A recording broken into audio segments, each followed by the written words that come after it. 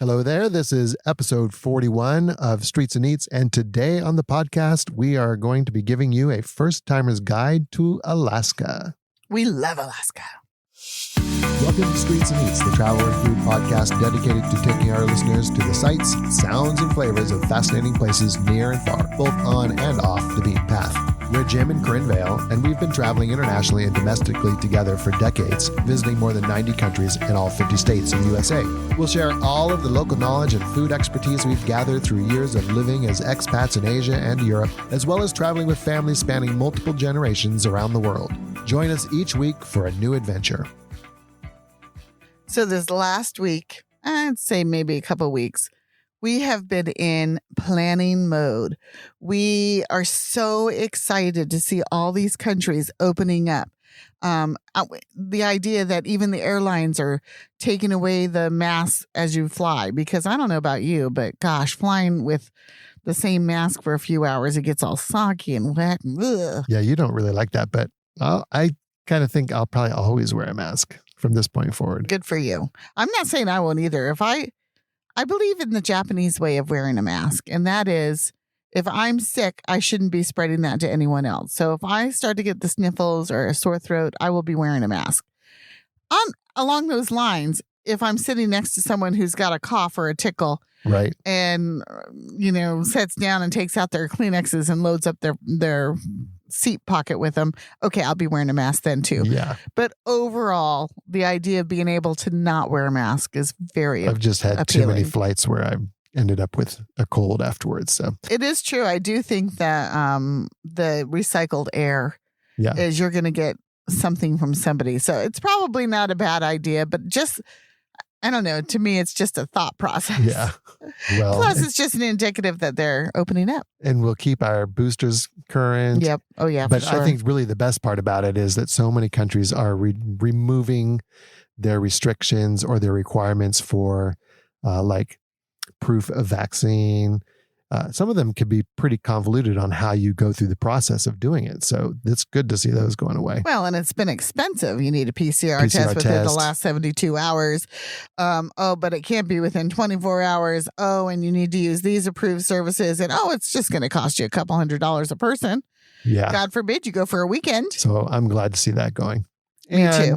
I have been seeing the stats, the numbers are going up again, which is worrisome. But at the same time, hospitalizations and severity of the disease seems to be getting better and easier to deal with, I think.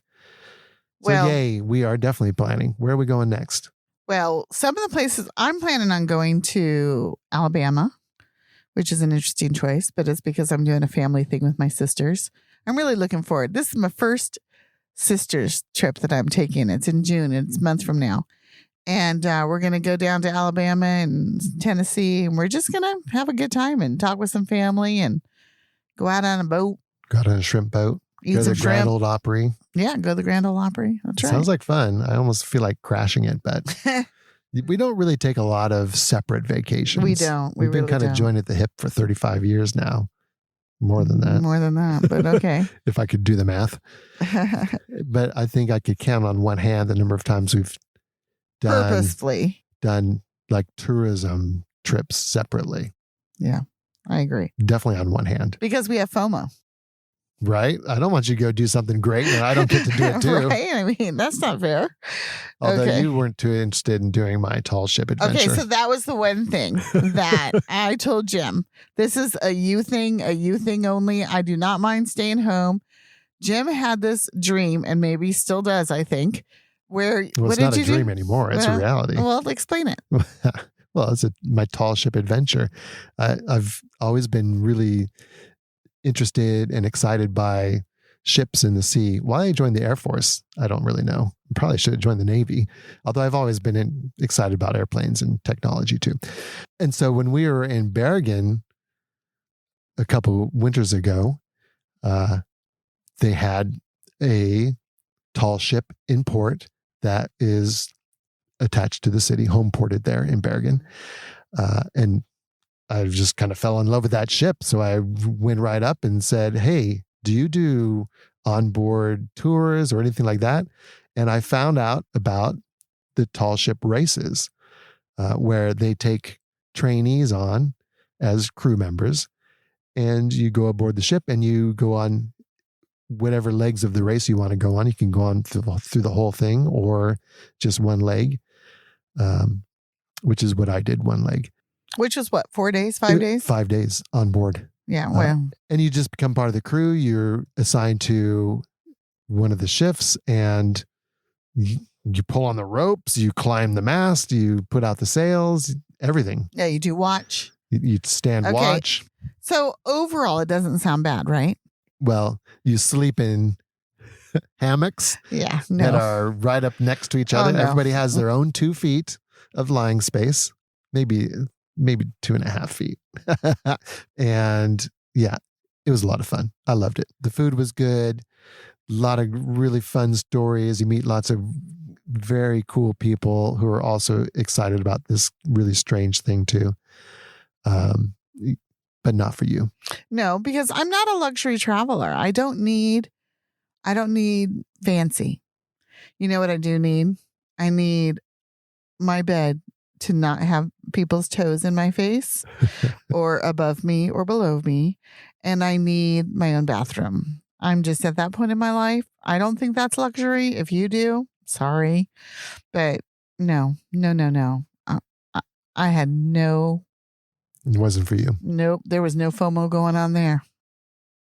Well, anyway, I'm glad he had fun. Yeah, it was fun. But I'm going on a girls' trip, which, like Jim said, we haven't really done too many of those. And then Jim and I are both going to Bangkok. No, before that, we're going to be going to Lafayette. Oh, we're going to Louisiana. That's right. So we're going to do some stateside travel.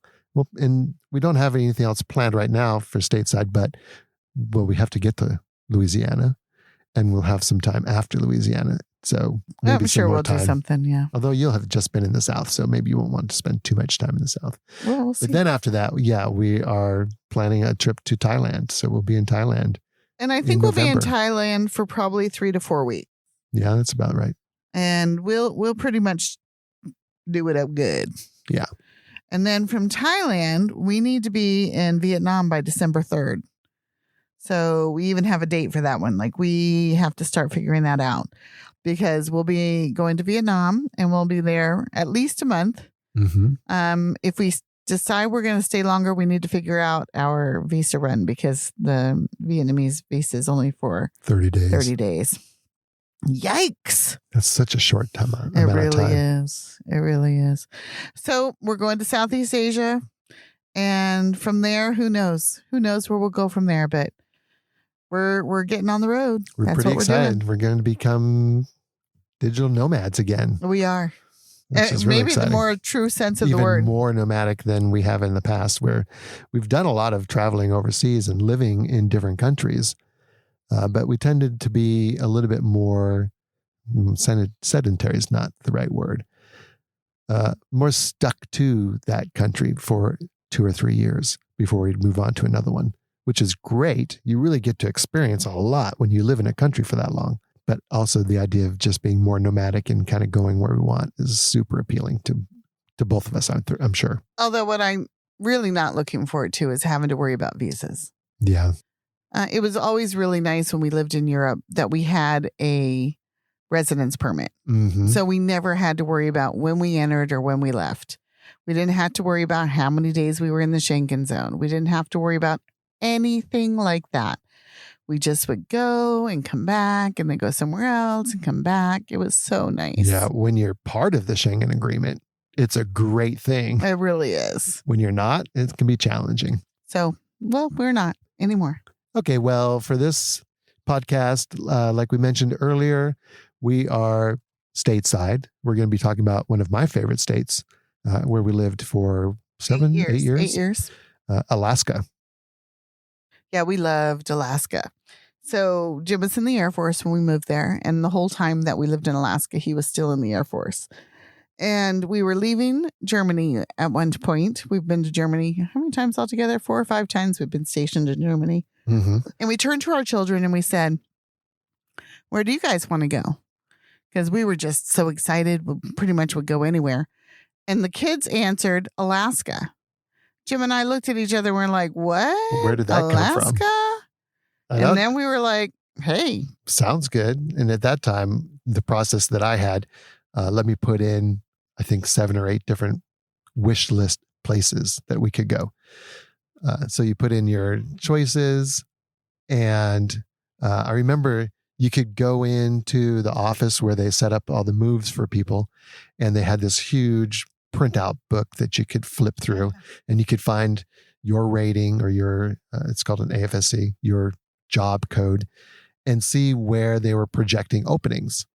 And I actually invited you to come in with me. That's right. It was a cool day. And so we went in and we flipped open the book, and I flipped right to the page for my code and started running my finger down the line. And I think you were kind of following along with me. And first one we got to was Alaska. Yeah. And we're like, oh, it's going to happen. It's going to happen. And it did. Even though at that point it was just the projection, I still had 8 choices to go put on there. But that is where we ended up going. And it really turned into like the trip of a lifetime that just lasted for 8 years. I don't think we ever really stopped for any length of time exploring, hiking, camping, fishing, all those things that everybody loves about Alaska. And we keep going back. So since we've left there, and it's been a few years, but it hasn't been that many years since we've been back. We were just there last summer, the summer before, because we love Alaska. We have good friends who live there, and it's so beautiful. And I don't know, it's one of those things that you're going to fall in love with. So we love it, and we still keep going. Even living there, you had basically 2 types of people. Love them or hate them. Those who loved Alaska or those who hated Alaska and wanted to get out as quickly as possible. If you're one of those, you're probably maybe happy to listen to our podcast because you like us, but never really planning on going to Alaska. I think hopefully most people will change their mind though. I hope so. I think people who don't like Alaska, I think they know it before they go, and maybe they went into it with a closed mind. I also think, though, that we're talking living versus vacationing. It's a big difference. I don't think I've ever, let me rack my brain here. I don't think I've ever met anyone who went on vacation in Alaska and disliked it. Well, there's this one guy in Talkeetna that I met in one of the, I think it was a bakery / gift store, like everything is in Alaska. Nothing serves one purpose. And he was looking We were up there visiting after we lived there. That was right. a visit time. And he was looking at the artwork that they had. Photography. And seeing these great shots of moose and bear. And he's saying, gosh, I haven't seen a moose or a bear. I kind of think maybe they don't really exist. And it's a myth. He was not happy with his trip because he hadn't seen the wildlife he was expecting to see. And I don't know what was going on with them, with his trip. I think he had been on a cruise coming up to Alaska and then taken an excursion into Denali. To me, it seems impossible. It does, right? Because I've never been any of the places that you just mentioned and not seen wildlife. Never. And maybe it went more into the people that set up the excursions, not spending enough time in one place. I don't know. Or just bad luck. But it's pretty rare that happens. He's the only person I've ever met that was not impressed with his trip to Alaska. And he was just someone on the side of the road anyway. And who knows how true it was. It was just sort of in passing. But anyway, so Alaska is a gorgeous place. As we mentioned, one of the main reasons to go is the wildlife, but also the landscape is just stunning with glaciers and mountains and lakes. Oh my. And of course, adventure. You can do anything adventurous that you want, whether it's kayaking or fishing or hiking. It's a very wild part of our country. And if you are into that outdoor adventure sport like that, you definitely want to do your research and be aware of what you're getting yourself into, because it can be deadly. But if you do it the right way, if you do it the right way, you're going to have the time of your life. So how do you get there? There are so many ways to get to Alaska. Jim's already mentioned you can take a cruise up there, and then oftentimes people who cruise up there will take a few excursions once they're there, and then they'll fly out and go home. Yeah, that's I think probably if you look at the very common numbers, way. yeah, it's probably the way most people do Alaska. Another very popular way is to drive both ways and maybe take your RV and do some camping. Mm-hmm. And that's a great idea if you've got the time and the energy. It will definitely take time because the Alaska Highway is what, 1,800 miles? It's a long trip. The fastest I ever did it, and it wasn't the Alaska Highway, the whole Alaska Highway. It was just coming down in through out of Alaska and then down into British Columbia and in through to the Seattle area. That still took 3 days, and I was doing it to drive it and to get through it. Yeah. So if you are thinking of that trip, that's a trip in itself. That's a whole. It is. It's a whole nother podcast. It's a whole trip. It's a whole podcast. Just the Alaska Highway. If you are going that route, and even if you're not, but you're going to be driving in Alaska, which we'll talk about getting around Alaska later. One thing to keep in mind is the book called The Milepost that covers all of the roads that you can drive in Alaska, plus the roads getting to Alaska from the lower 48. All right. So you can drive. You can fly, or you could, of course, rent a car. But I didn't mention my favorite way of going yet. Yeah, the best way. The absolute 100% best way to go, especially if you have your own car, is to take the Alaska Marine Highway. Now, we've got an article about this on our blog, Reflections en Route, and I'll put the link there. But basically what it is a ferry. It's a ferry that takes 4 days because it goes from Bellingham, Washington to... Well, there's 2 places that the terminus is, either Haines or Skagway. Either way, you still have a lot more driving to get to Anchorage or Fairbanks, but it's well worth it. You can take your RV on there if you want. Of course, the larger the vehicle you have, the more expensive it is to stow the vehicle underneath the hold. You can either have cabins or you can sleep on deck.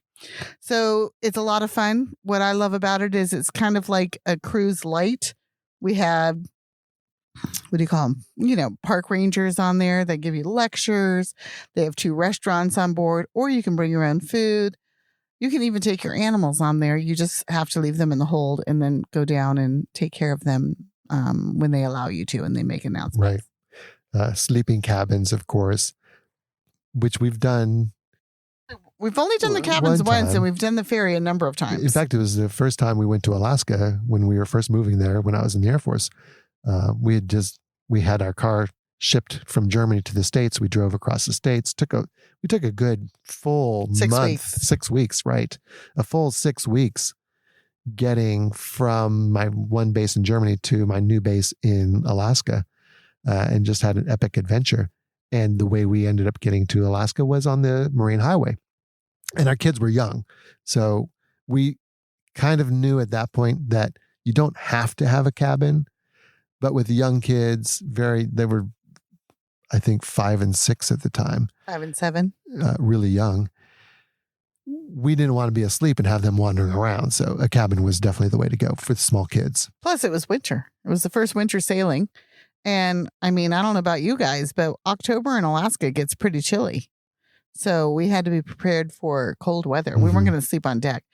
Nowadays, we probably would, because we know what sleeping on deck entails. But like you said, not with little kids. Not with little kids. And other trips that we've taken up, we didn't get a cabin. We just slept on deck. And when you sleep on deck, you can, if you want, pitch a tent. There's a few areas, sun decks, where you can put up your own little tent. It gets a little bit windy. The people that we saw doing that, I don't know that they had as good of an experience as other people do, because again, you're kind of putting yourself in a tent and away from people. Where the most fun is where you sleep on the deck, on the deck chairs, or just lay out a mat and sleep in your sleeping bag.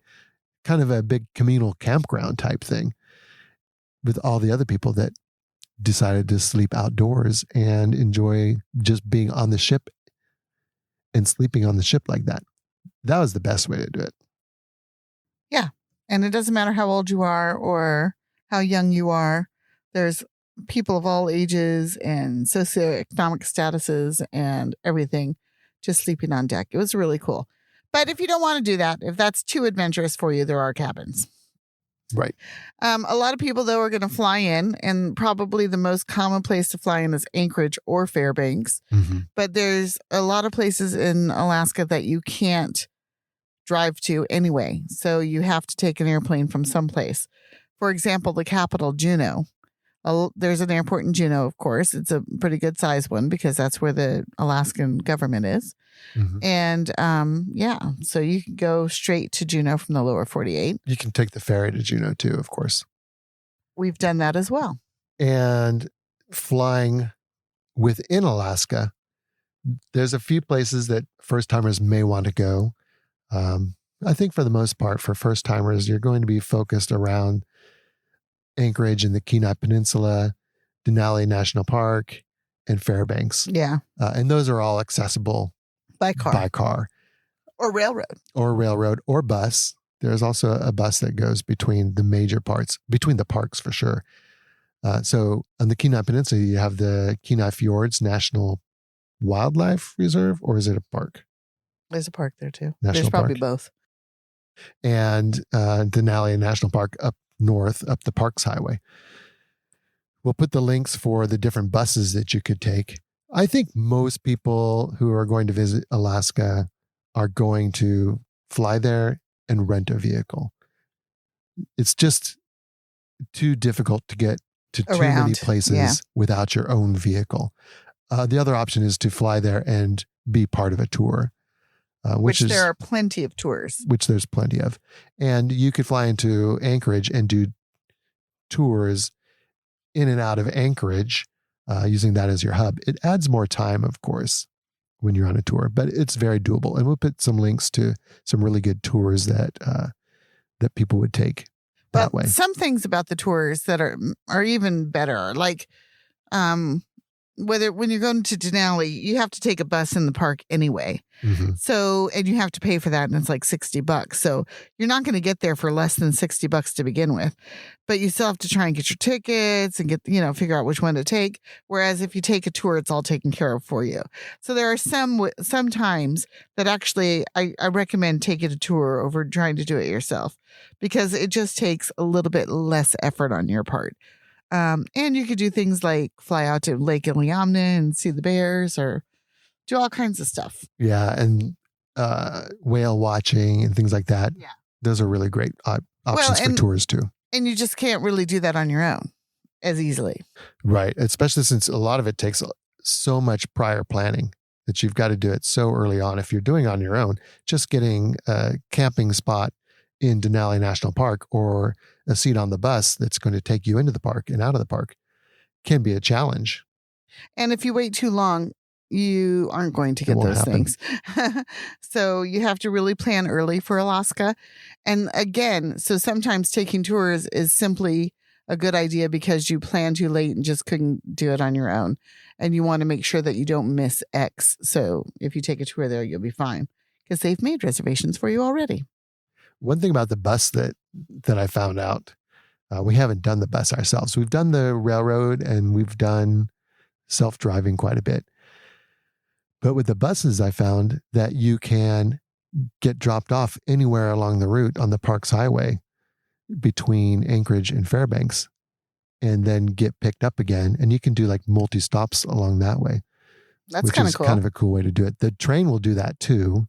It will? Yeah. Mm-hmm. We definitely stopped in a few places where people got off and did some backcountry camping and hiking. And then they would get picked up again by the train the next day or a couple days later. So you can do that with the buses, which is pretty cool. I don't think you can do that with the bus that takes you down to Seward, but I'm sure that you could. There are different stops along the route that you could arrange a pickup at. So that is an option if you're just going to be in that kind of that same stretch that the train runs between Seward to Anchorage and then on up to Fairbanks as it goes past Denali. And it's a much more budget-friendly way to do it. Mm-hmm. I think the best way is to rent a car because then you're in charge of yourself and your timeline and that kind of stuff. Yeah. Even if you end up taking tours to things like the park and, whale watching and things like that, which you'll have to take some tours. still gets you there easily. What do you think about 4-wheel drive? Do you think renting a car means you have to rent a 4-wheel drive No, vehicle? I don't think you need a 4-wheel drive at all. Not at all. Not at all. Roads are paved, especially for a first timer. You're not going to be getting that far off road. Well, the thing is, if they rent you a 4-wheel drive, they tell you it's not covered on That's right. unpaved roads or something. So, yeah, You just don't do need that. it.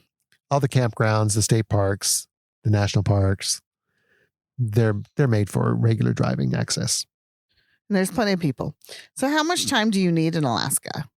Ooh, as much as you can get. Well, if you could live there, go live there. A lot of people go for a week or 2 weeks. 2 weeks is pretty good.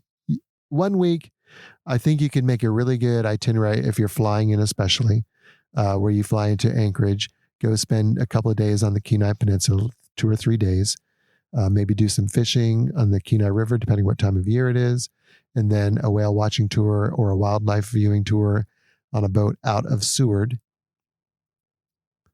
And then up to Denali for another 3 days. And that's going to cover pretty much 7 or 8 days. Yeah. I mean, in 2 weeks, you can pretty much do it all. But I think that's the minimum that you want to spend there in the summer. However, in the winter, I don't think you need more than a week. The 2 big things to do in the winter would be for Rendezvous, which is a huge winter festival in Anchorage, or the Iditarod Start, which is also in Anchorage. And it's worked out where I think you can do both in the same 2 week. Yeah, pretty close to each other. Yeah, 2 week vacation, and it's well worth it. So, and I think that everybody should go to Alaska during the winter. Everybody, because that's where you're going to get to see the Northern Lights and things like that. That's right. And it's a completely different experience than it is in the summertime. You won't see as much wildlife, but the wildlife you do see is going to be in such a environment that is just spectacular. When you see a moose knee deep in snow and just kind of trudging around, that's pretty cool. It is cool. And you don't have to worry about the bears because they're hibernating.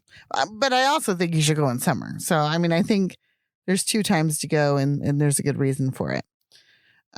So Jim started touching on this a little bit, but some of the important places to see are Anchorage. Yeah. Well, Anchorage is the biggest city. It's also where you're going to get on the railroad if you're taking the Alaska Railroad. It's got a great downtown. Mm-hmm. And there's lots to do down there. Lots of really good restaurants. One of the things to do, if you're in New York City, you go down and get a hot dog from the cart. If you're in Anchorage, you go down and get a reindeer sausage from the cart. Reindeer sausage, right? Yeah, and that's a must do. Or summertime in one of the little. It's not really a food stall or a food truck because it takes over a little part of land where they'll do a salmon bake.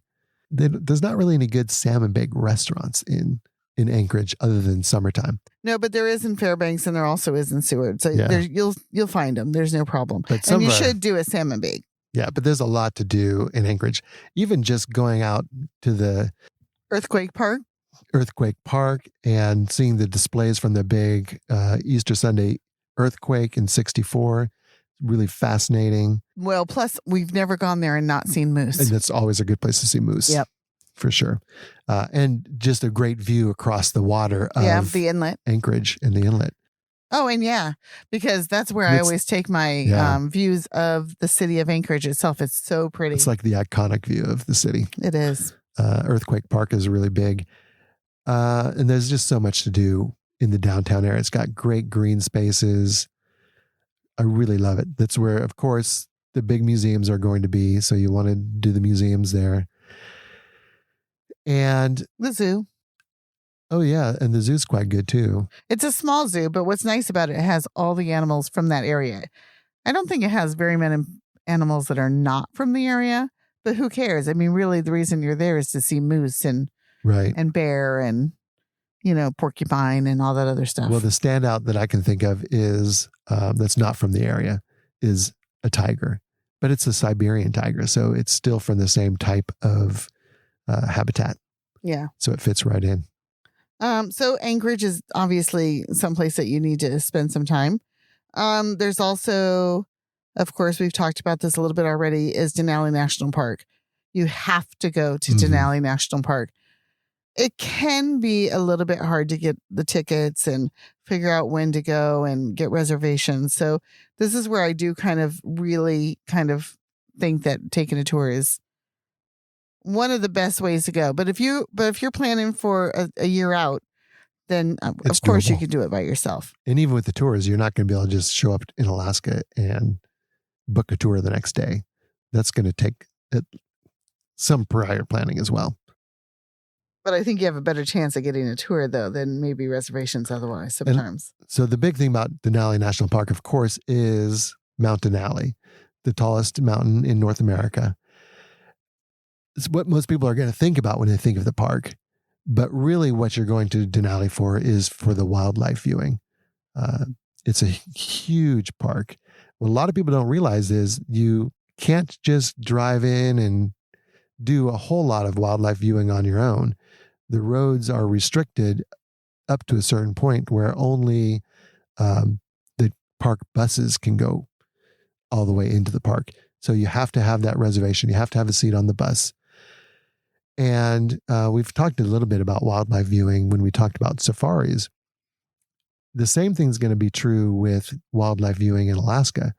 You're going to be wanting to get onto the bus to where you're going to be in the park early in the morning or again at later in the day.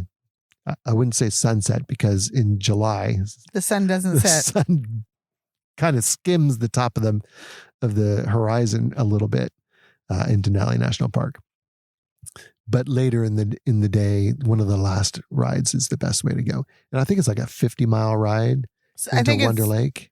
I think it's 60 miles, but it takes 11 hours. Yeah, it's a slow ride and it's going to stop for wildlife. That's what you're there for. I think the biggest problem people have is they think that it's a bus that's taking them somewhere. And so every time it stops, they're like, why is this bus stopping? Most people figure out pretty quickly the bus is stopping because there's a moose over on the hill over there, or there's a bear down on the side of the road. And that's what you're there for. You're on the bus to see the wildlife, the landscape, and just enjoy being there and not get stressed about going too fast because you want to go slow.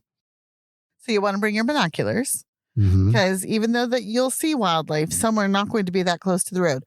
We've seen all kinds of wildlife, but not all of it is right there up close and personal. So you want to make sure that you have a good set of binoculars with you and a good camera lens. Yeah. One of the things that you can do in the park is go visit the little puppies, the dog sleds. That's always fun, especially if you've got kids with you. You can do that no matter where you are in Anchorage, Fairbanks, Seward, all over the place. Yeah, there's a lot of good places to do. But dog do sledding. it somewhere. Even though if you're there in the summertime, your dog sledding is going to be on wheels, it's still a pretty good adventure. Well, and you get to pet the puppies. Right. Seward's the opposite direction from Anchorage to from Denali. You know what I mean? You're going south from Anchorage. Yeah. And there you want to do things like take a fishing tour. You want to go up to the glacier, exit glacier. There's tons of sea animals to see, otters and sea lions and seals and whales and gosh, just everything. And there we have seen the otters right offshore. Oh yeah. There's one little road that leaves the town and kind of follows out around the inlet. And it's a great place for seeing otters, eagles, that sort of stuff. I've never seen any whales. They don't come that far into town, towards the town. The whales are further out. They need deeper water. But yeah, definitely the otters are very cool to see out there. I think almost every time we go to Seward on a visit like that, we'll do a fishing charter. If you're into fishing, the halibut fishing is really good out of Seward. And what's really good about it is you're on a boat, you're out in the same waters where the whales are. Mm-hmm. So yeah, you get to catch fish, but that's also where I've had some of the most spectacular whale viewing. And we've never gone halibut fishing where we didn't catch our limit because you get 2 halibut a day. And remember to get your fishing license. You have to have a fishing license and it's not cheap, but it's worth it. Right. And go on the tour. They take care of you. They'll help you pull it in.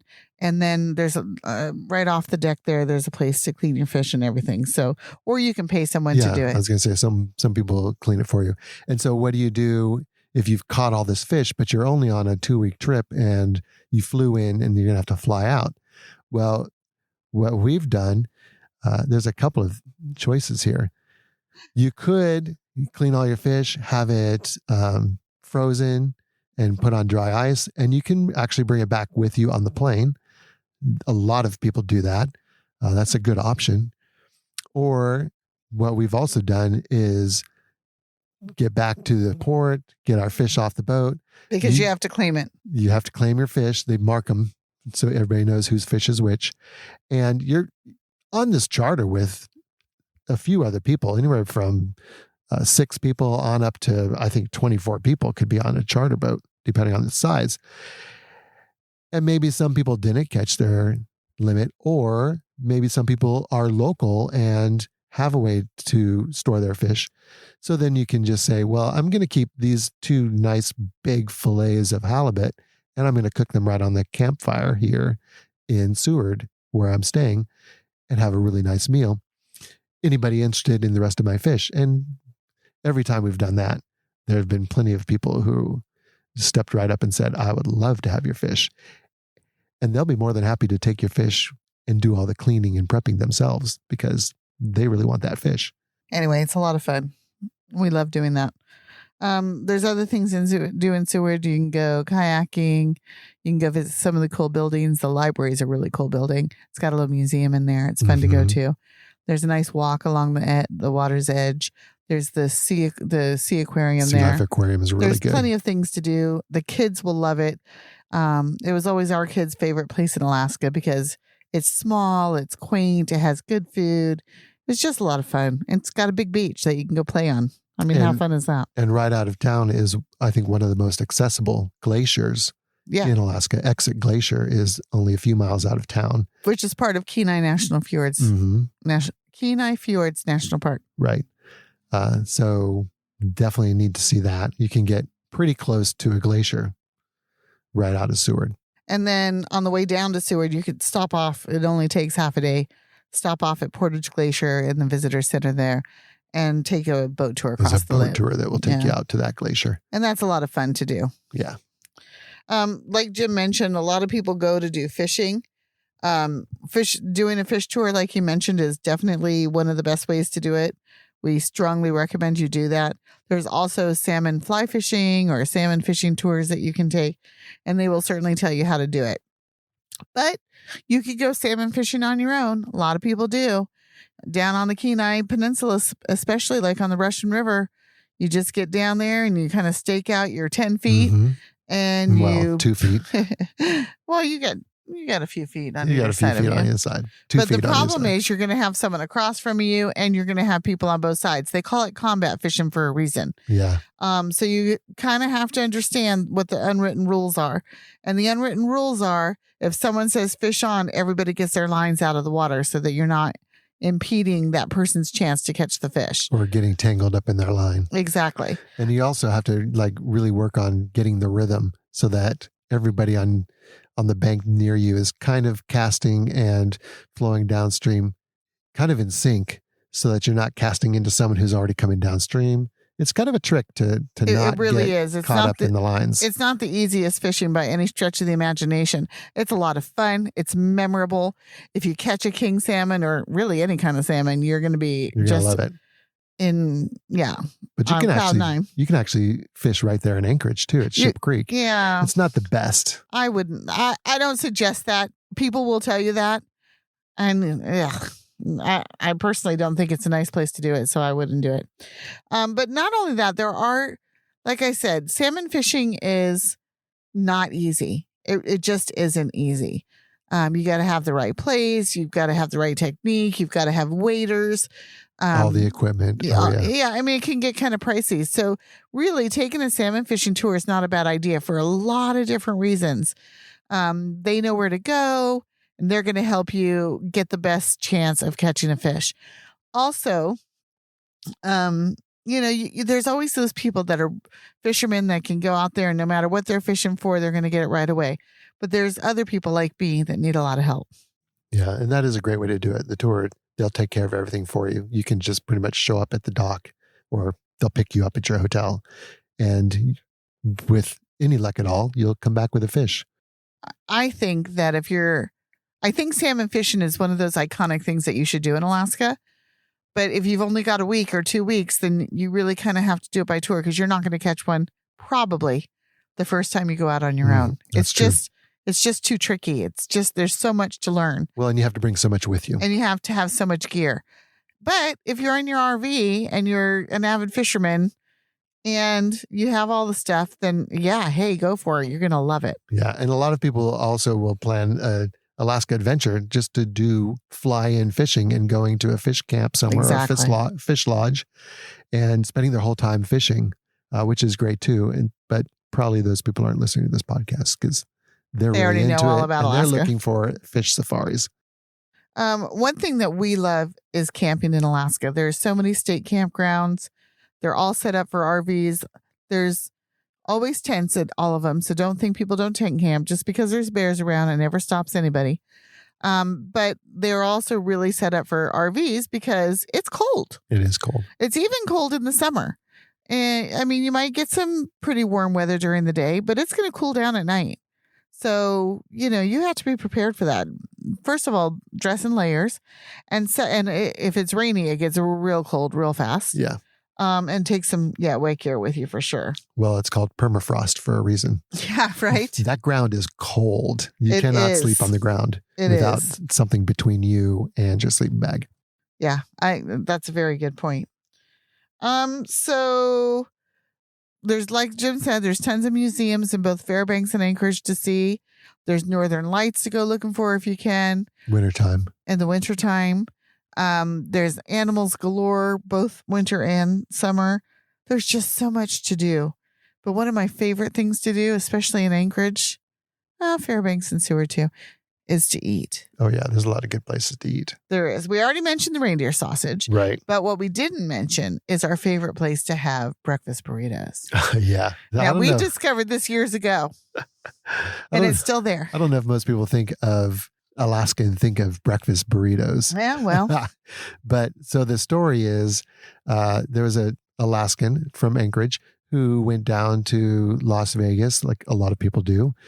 He went out for a while and did some gambling and really did good.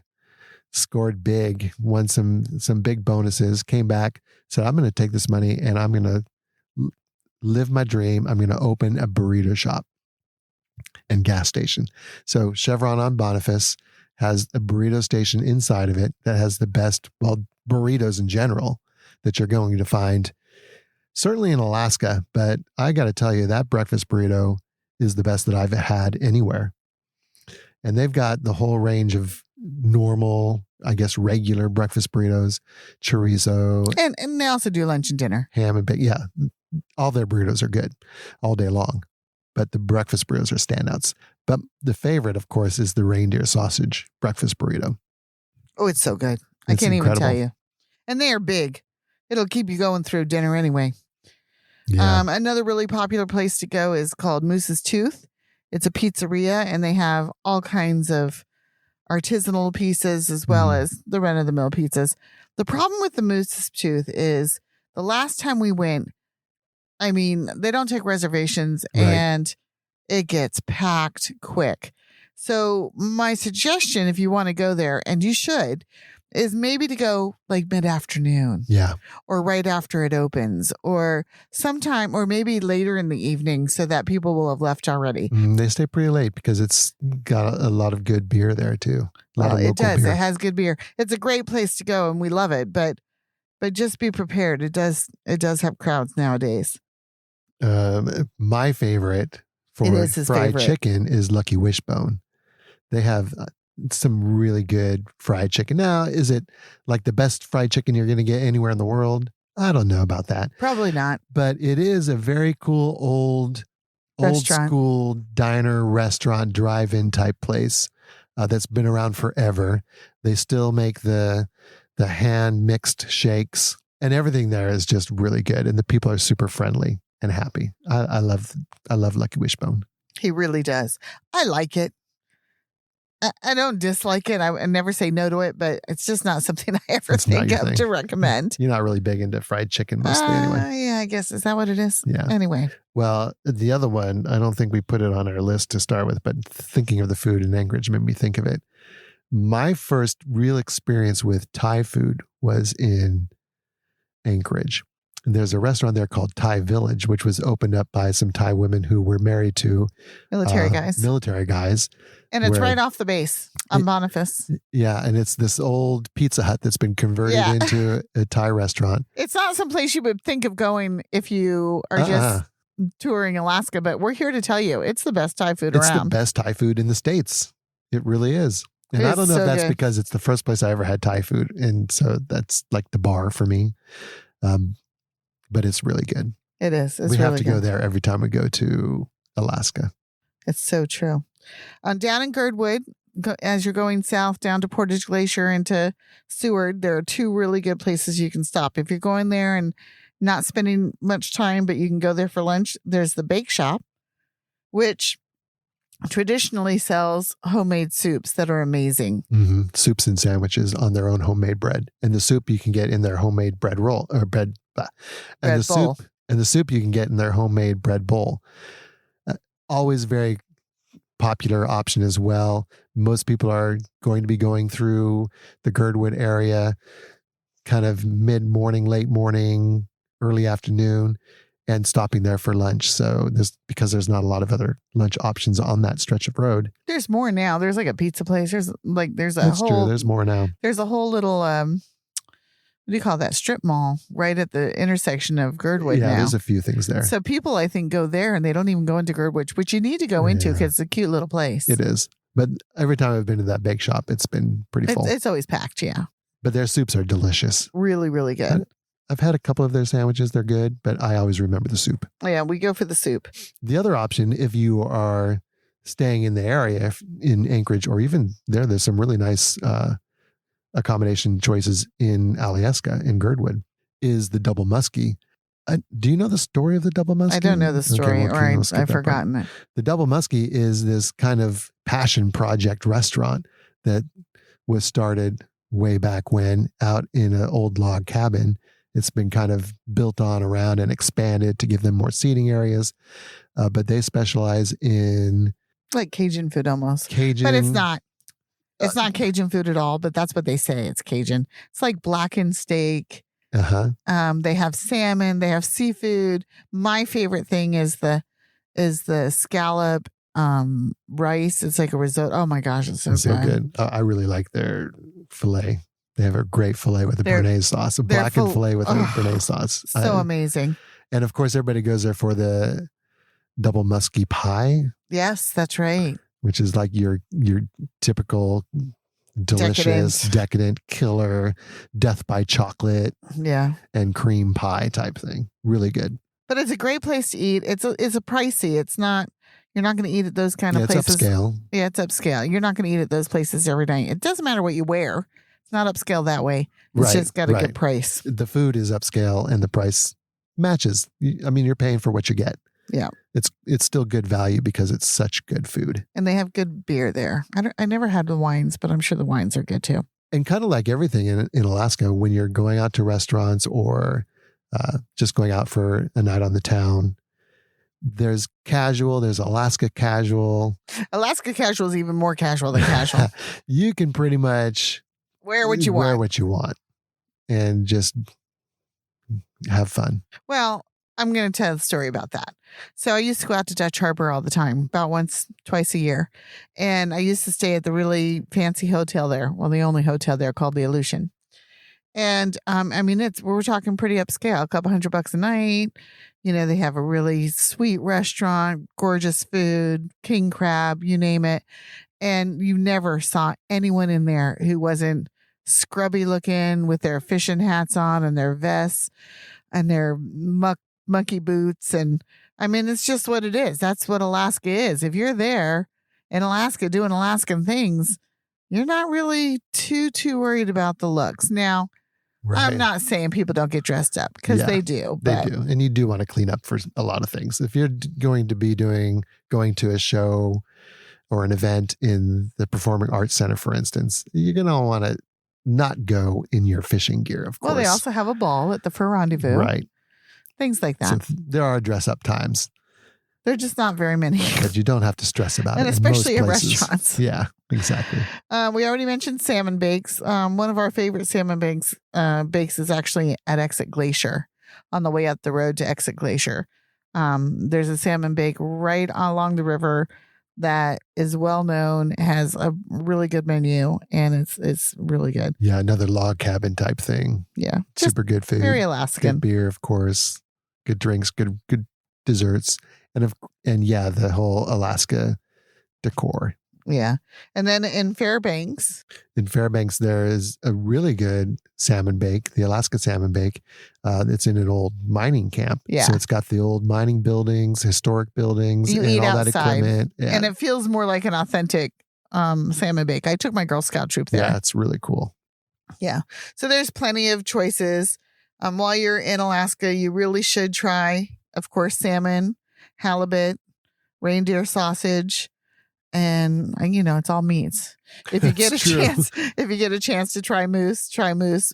Typically, you're only going to get that though if you know somebody who's hunted moose, because they don't sell it at Not many restaurants will the carry restaurant. I don't think any. it. I can't think of one off the top of my head. Any. We'll do some research. If we find, we'll put it in the show notes. Yeah. But the food there is actually quite good. Alaskans are hardy, so they have a hearty fare. And, I love a hearty fare. The other thing we want to talk about real quickly is accommodations other than camping. Alaska, this is where you're going to spend some money. Yeah. They're not cheap, especially all summer long or during the big events in the winter for Rendezvous and during the Iditarod. The hotels, they don't have to be cheap. There's just not enough of them. They're going to fill their rooms and they can almost charge what they want. Yeah. So you've got to be a little bit careful about what you book, because if it's too cheap, it's going to be too cheap. Yeah. And there are some dicey things. There can be some really dicey things. All through Alaska, actually. Yeah. So just be careful, be really kind of picky. Understand that you're probably one of the biggest costs is going to be accommodations. And it's just the way it is, unless you're camping and taking your RV or taking a tent. And if you are camping, you really have to look closely at the campgrounds that you're planning on going to. If they allow reservations, make reservations. If they don't allow reservations and they're first come, first serve, try to get there early on a Friday morning or even before a weekday morning, and just kind of check it out, and then be ready at 11 o'clock when most of the campgrounds have their checkout times, so that you can swoop in and get a spot. Swoop in. But yeah, accommodations. I think that was always our biggest issue. Seward has some really good bed and breakfast, and there's bed and breakfast that you can find throughout Anchorage as well. Yeah, you can do an Airbnb probably now. Definitely. There's a lot of things where you can do glamping type things where they put up these tents, and they're not glamping to the point where they're like really. Well, some of them are, but yeah. A lot of them are. Like in the Denali area, we've used the kind of like mining camp tents, where they've got a wooden base around four walls around them, and then the canvas roof on top of them. They kind of reminded me of Girl Scout or Boy Scout camping tents, because that's really about all they are. They have a couple cots in them. So you have to walk down the road to go to the bathroom. So the really funny story with those is we had our camper. So we were camping in a truck camper, and we had brought my dad and my stepmom and my sister up to Denali with us. And we put them into one of these canvas, hard-walled canvas tents to spend the night. And we just kind of jokingly said, don't forget your flashlight. I think it was July. And like we mentioned earlier, the sun does not really set. It does go down. It's technically not an all 24-hour day area. It's not quite that far north, but it's pretty close to the Arctic Circle. So and you can go to the Arctic Circle anyway. Yeah. And even when the sun does technically go down, it's never dark. It's never more than like sunset dusk type. And so we jokingly said, don't forget your flashlight. Well, we're sleeping in their tent, and these are heavy canvas tents. They are sealed. So when you're in there at night, It's dark. and you got it closed up, you're pitch black. So I think it was Jenny that had to step out for the bathroom around 1 o'clock in the morning. And so she grabbed her flashlight and she had it ready and she swung open the door and It's was daylight. blasted by daylight. Yeah. I love that story. Yeah, me too. All righty. Well, I don't know if you can tell, but we love Alaska. Yeah. We love everything about it, from the quirkiness of the people and friendliness to, well, like you were saying, the light. It's light in the winter, in the summer, and it's dark in the winter. If you're there and you get to see the northern lights, it's amazing. Yeah. The winter carnivals, the 2 big winter events, are also amazing. There's plenty of outdoor adventure, whether you go summer or winter, whether you want to ski or bike, or literally there's so much to do all the time. All You year long. can't get bored. And it's just a little bit pricier than the lower 48, mainly because it's so far from everything. Well, it's a land of extremes, and It that is. includes the prices Yeah. and the weather. All right. Thanks for listening to this episode of Streets and Eats. If you liked what you heard, please show us some love, hit the like button, and leave us a review. Maybe even subscribe so you don't miss any future podcasts. Also, we'd love it if you joined us on our Facebook private group, Streets and Eats, where we just have an ongoing conversation about all things travel. Ciao for now.